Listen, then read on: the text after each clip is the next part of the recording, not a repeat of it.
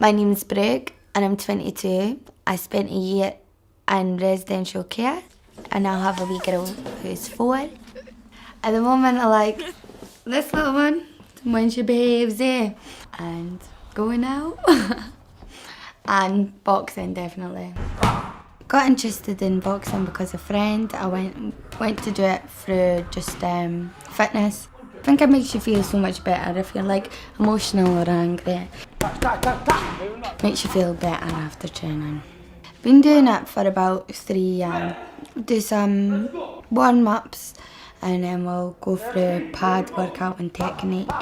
Just different combinations and like stuff to like dodge and that because you don't want to get hit if you're in the ring, so you need to spar a lot. I will be at the top one day. Oh, champion.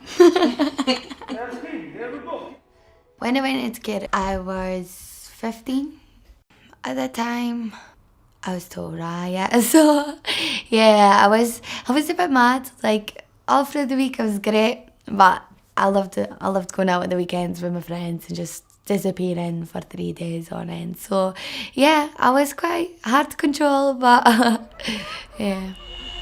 When I went into care, it was quite a scary moment. Like I didn't know what was going on because like I lived with my mum for God knows how long. So like getting taken from the police and put into like a house I didn't have a clue what was going on.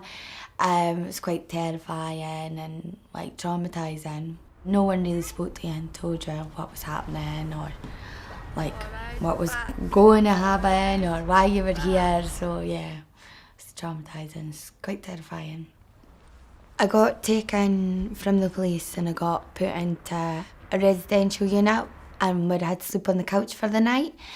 And then I got taken from that from there in the morning and put into another one.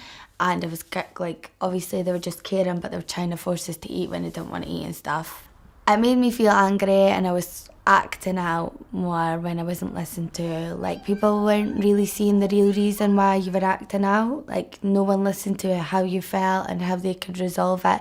They just acted upon your behaviour, so.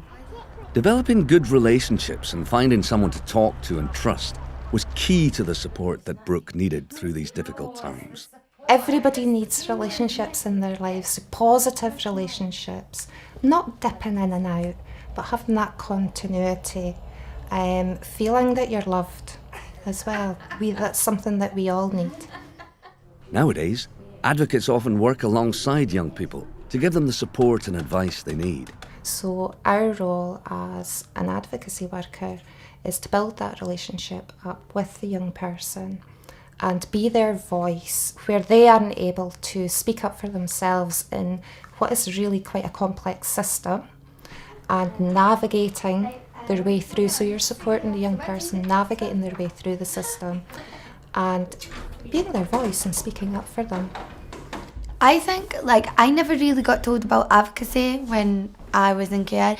I felt if I was in care and I had an advocacy worker, that would be one person that I'd totally listen to. But that wasn't really explained to me. Like, I'd never heard of them before, so.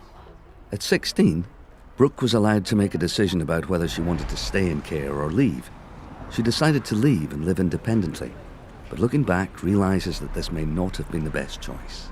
I was in care for a year and then I was out on my own. So like a week after my 16th birthday I was to defend for myself. So it was something I wanted at the time. Like I totally wanted to be out of the care system. Like I didn't want to be in it. Some young people at that age do want to move on into their own tenancies. Other young people, again, everybody's individual. Some young people are saying, well, no, I want to stay in care until I'm 21. I was faking my drug tests. I was just playing the system, trying to get out. And if they really took insight, they knew I wasn't ready to be on my own. So as soon as I did get put out, like, I was so scary. I couldn't even sleep. I'm flat on my own. A lot of young people who have moved on at 16 will often come back to me and say, I wish I never had moved. I wasn't ready for my own tenancy at 16.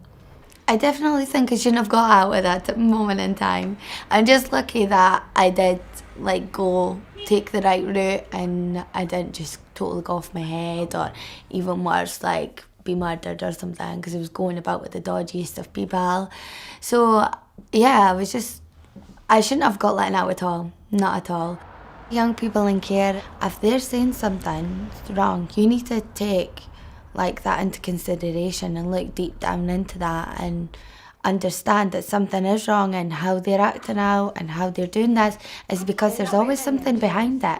Like young people are scared to show their feelings because they have had their feelings dragged away so much. So like they've been let down so much, there's trust not there anymore. So you need to build that trust and be around that young person and take their opinions into consideration.